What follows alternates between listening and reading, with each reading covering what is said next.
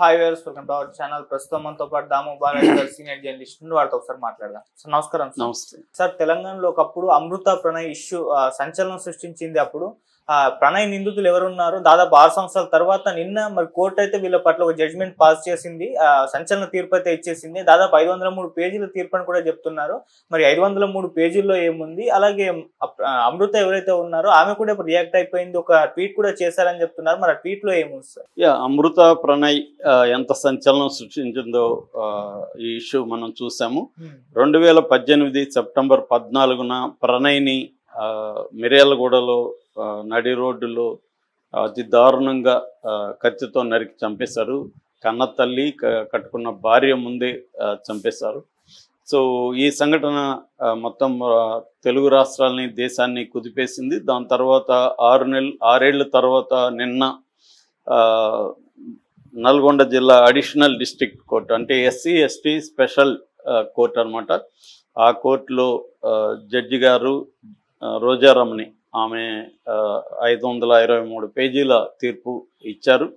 ఆ తీర్పులో అనేక సంచలన విషయాలు పేర్కొన్నారు. ప్రధానంగా ఏంటంటే ఇందులో మొత్తం 9 మంది ఉన్నారు. అందులో A1గా ఉంటున్న మారుతీరావు, ఈయన తిరునగరు మారుతీరావు ఈయన పూర్తి పేరు. ఈయన అమృత వాళ్ళ నాన్న.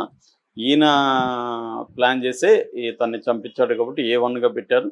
అతను 2020లో చనిపోయాడు. సో A2గా సుభాష్ శర్మ చంపింది అతనే అనమాట. సో అతనికి మరణశిక్ష పడింది. A1గా ఆయన మారుతీరావు ఉంటే కూడా ఆయనకి మరణశిక్ష పడేది. A2కి అయితే మరణశిక్ష. A3 నుంచి A8 వరకు అంటే మహమ్మద్ అస్గర్ అలీ, అబ్దుల్ బారీ, మహమ్మద్ అబ్దుల్ కరీం, టి శ్రావణ్ కుమార్, సముద్రాల శివ, నిజాం, వీళ్ళు 7 మందికి యావజ్జీవ కారాగార శిక్ష, 10,000 ఫైన్ పడింది. ఈ ఫస్ట్ A2కి ఏమో డెత్ సెంటెన్స్ ప్లస్ 15,000 ఫైన్ పడింది. సో బ్రీఫ్గా చెప్పుకుంటే మనకి అమృత ప్రణయ్ అనేవాళ్ళు ఇద్దరు కూడా క్లాస్మేట్, అంటే స్కూల్ మేట్స్. ప్రణయ్ ఏమో 10th క్లాసు, అమృత 9th క్లాస్ ఉన్నప్పుడు వీళ్ళిద్దరూ ప్రేమించుకున్నారు. అమృత ఏమో వైశ్య కులానికి సంబంధించింది, ప్రణయ్ ఏమో మాల సామాజిక వర్గం. సో ఇది ఫస్ట్ ఇతను 9th క్లాస్లోనే వీళ్ళిద్దరు రొమాన్స్లో ఉంటే చూశానని మారుతీరావు తర్వాత చెప్పాడు. సో అక్కడి నుంచి వీళ్ళు ట్రావెల్ కనిపిస్తుంది. సో వీళ్ళు తర్వాత ఇంటర్ డిగ్రీ అంటే బీటెక్ చేశారు. సో బీటెక్ చేసినాక పెళ్లి చేసుకుందాం అనుకున్నారు, కానీ ఇంట్లో ఒప్పుకోలేదు. వీళ్ళ అమ్మాయిల ఇంట్లో మారుతీరావు ఒప్పుకోలేదు. ఒప్పుకోకుండా 1,50,00,000 ప్రణయ్కి కూడా ఆఫర్ చేశారని చెప్తున్నారు. పెళ్లి చేసుకోకుండా ఉంటే నీకు 1,50,00,000 ఇస్తానని. కానీ ప్రణయ్ ఒప్పుకోలేదు. వాళ్ళ ఇంట్లో కూడా ప్రణయ్ని సపోర్ట్ చేశారు. సో అలాగా వీళ్ళు ఒప్పుకోనందువల్ల 2018 జనవరి 31న హైదరాబాదులో ఆర్య సమాజ్లో పెళ్లి చేసుకున్నారు. పెళ్లి చేసుకున్న తర్వాత వీళ్ళకి తిరట్టని చెప్పి ఈ ప్రణయ్ వాళ్ళ అమ్మ నాన్న ప్రేమలత బాలస్వామి వీళ్ళిద్దరూ అనేక సార్లు మిర్యాలగూడ పోలీస్ స్టేషన్లో కంప్లైంట్ ఇచ్చారు. కంప్లైంట్ ఇచ్చినప్పుడు ఈ మారుతీరావుని పిలిచి కౌన్సిలింగ్ ఇచ్చారు పోలీసులు. కౌన్సిలింగ్ ఇచ్చినాక అతను కొంత సైలెంట్గా ఉన్నాడు. అయితే ఈ టైంలో ఏమైందంటే వీళ్ళ పెళ్లి వీడియో ఒకటి రిలీజ్ అయింది. ఆ పెళ్లి వీడియోలో విపరీతంగా వీళ్ళిద్దరు రొమాంటిక్గా పోజులు పెట్టుకొని దాదాపు 3 లక్షలు ఖర్చు పెట్టి అప్పట్లో పెళ్లి వీడియో తీశారు, ప్రీ వెడ్డింగ్ వీడియో. అది మొత్తం వైరల్ అయిపోయింది ఊర్లో, మిర్యాలగూడలో. దాంతో ఇతను ఏంటంటే కొంత కాంగ్రెస్ పార్టీలో తిరుగుతాడు. రెండోది రియల్ ఎస్టేట్ వ్యాపారి, బాగా పరిచయాలు ఉన్న వ్యక్తి. అందరూ కూడా ఊర్లో నీ కూతురు డాష్ కులాన్ని తిడుతూ వాడితో లేచిపోయిందంట కదా అని తను అడగడం, ఆ వీడియో కళ్ళ ముందు కనిపిస్తూ ఉండడం, దీంతో అతను ఫ్రస్ట్రేషన్కి లోనయ్యాడు.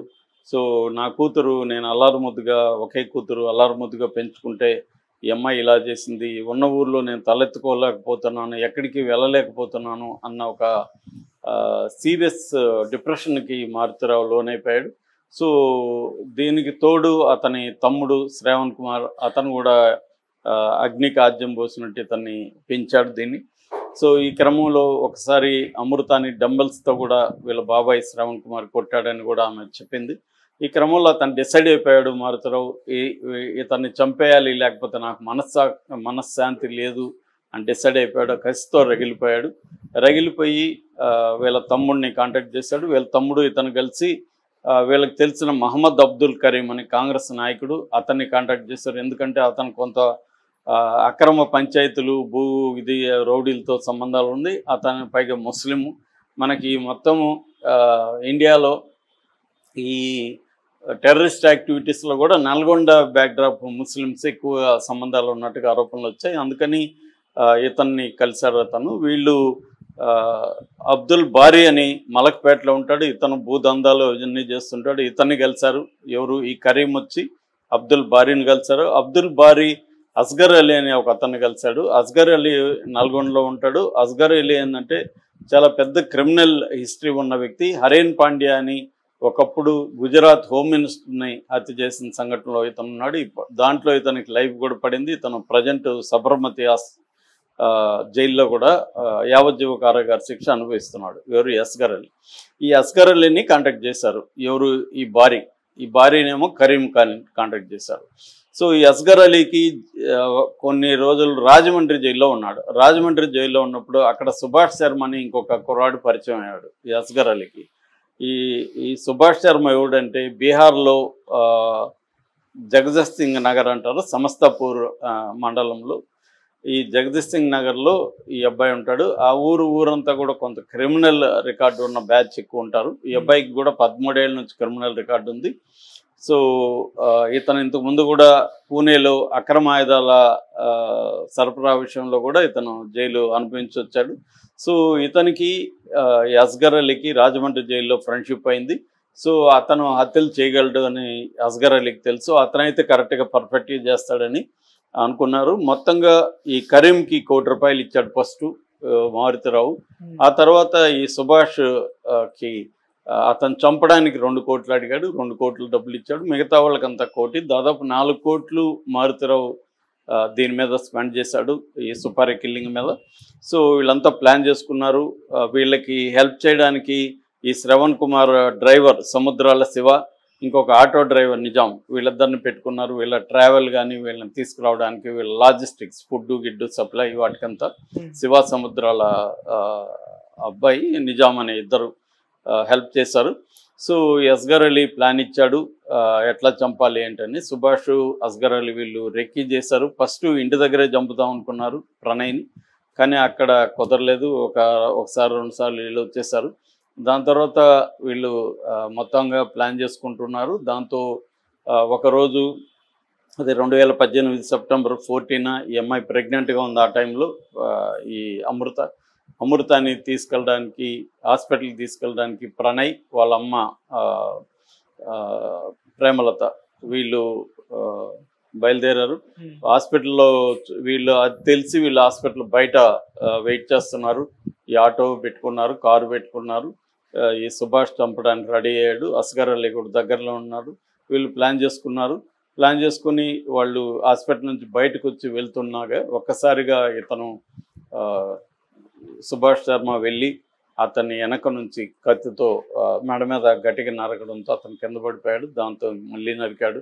చాలా కూల్గా, కోల్డ్ బ్లడెడ్గా, ఎందుకంటే అతను ప్రొఫెషనల్ క్రిమినల్ కాబట్టి అతనికి ఎక్కడ తడబాటు కానీ టెన్షన్ కానీ ఏమీ లేదు. కూల్గా అతను చంపేశాడు. అక్కడ ఎవరు ఆపే పరిస్థితి కూడా లేదు. ఇద్దరు ఆడవాళ్ళు వాళ్ళు షాక్లో ఏడుస్తున్నారు తప్ప వాళ్ళు ఏం చేయలేని పరిస్థితి. సో స్పీడ్గా చంపేసి వచ్చేసారు. దాని తర్వాత ట్రైన్లో అతను వాళ్ళ ఊరికి పారిపోవడానికి ప్లాన్ చేసుకున్నాడు. ట్రైన్లో ఎక్కారు. సో ఇవి ఇమ్మీడియట్గా రంగంలో ఎదిగిన పోలీసులు మారుతిరావును అదుపులోకి తీసుకున్నారు. మారుతిరావుతో మాట్లాడితే అతను ట్రైన్లో వెళ్ళిపోయారని చెప్పాడు. దాంతో ఇమ్మీడియట్గా పోలీసులు రెస్పాండ్ అయ్యి ఒక చార్టర్డ్ విమానం పెట్టి ఇద్దరు ఎస్ఐల సిఐల ఆధ్వర్యంలో ఆ విమానంలోకి ఆ ఊర్లోకి వెళ్ళి అక్కడ బీహార్ లోకల్ పోలీసుల్ని ప్లాన్ చేసుకొని వాళ్ళ సహాయంతో ఈ అబ్బాయిని ట్రైన్ దిగ్గానే పట్టుకున్నారు. సో తీసుకొని వచ్చారు. అలాగా మొత్తంగా అప్పుడు దీనంతా కూడా నడిపింది ఉమ్మడి నల్గొండ జిల్లా ఎస్పీగా ఉంటున్న హైడ్రా, ఇప్పుడు మన హైడ్రా రంగనాథ్ అనే పేరు ఉంది, ఆయన అప్పుడు ఎస్పీగా ఉన్నాడు. అలాగే డిఎస్పి శ్రీనివాస్, వీళ్ళిద్దరూ దీని మీద గట్టి కృషి చేశారు. యాక్చువల్గా ఇతను బాగా డబ్బులు ఉన్నాడు, మారుతిరావు పోలీసుల్ని ఇన్ఫ్లుయెన్స్ చేస్తున్నారని కూడా పెద్ద ఎత్తున విమర్శలు వచ్చాయి. అట్లాగే మారుతిరావుకు కూడా వైసే కమ్యూనిటీ నుంచి పెద్ద సపోర్ట్ వచ్చింది. ఈ ప్రెజర్ నుంచి పోలీసులు దీన్ని నీరుగారుస్తున్నారని అన్నారు. కానీ రంగనాథ్ కానీ ఈ ముఖ్యంగా డిఎస్పి శ్రీనివాస్ కానీ పట్టు వదలకుండా దాదాపు 1600 పేజీల ఛార్జ్షీట్ తయారు చేశారు. దాన్ని 10 సార్లు సవరించారు. మొత్తం 9 నెలలు రీసెర్చ్ చేశారు, దీని మీద ఇన్వెస్టిగేట్ చేశారు. 67 మంది సాక్షుల్ని వాంగ్మూలాల్ని నమోదు చేశారు. దాని తర్వాత వీళ్ళు అన్ని రకాలుగా సీసీటీవీ ఫుటేజ్ని కలెక్ట్ చేశారు. తర్వాత టెక్నికల్ డీటెయిల్స్, ఫోన్లు రికార్డులు, కాల్ రికార్డ్స్ అవన్నీ కలెక్ట్ చేశారు. తర్వాత ఫోరెన్సిక్ వీళ్ళందరి బ్లడ్ అవన్నీ కలెక్ట్ చేశారు. హెయిర్, బ్లడ్ వాటిని అంతా ఫోరెన్సిక్ దీనికి పంపించారు. ఎందుకంటే హత్య జరిగిన చోట ఇతని హెయిర్ అది ఉంది. సో అవన్నీ కూడా చాలా పకడ్బందీగా చేశారు. నాకు తెలిసి ఇది దేశంలోనే one of the best investigate చేసిన కేసు. ఎందుకంటే మామూలుగా పబ్లిక్గా హత్యలు జరిగినా కూడా మరణ శిక్షలు పడ్డము లేకపోతే యావజ్జీవ పడ్డం అనేది వెరీ వెరీ రేర్ మన దేశంలో.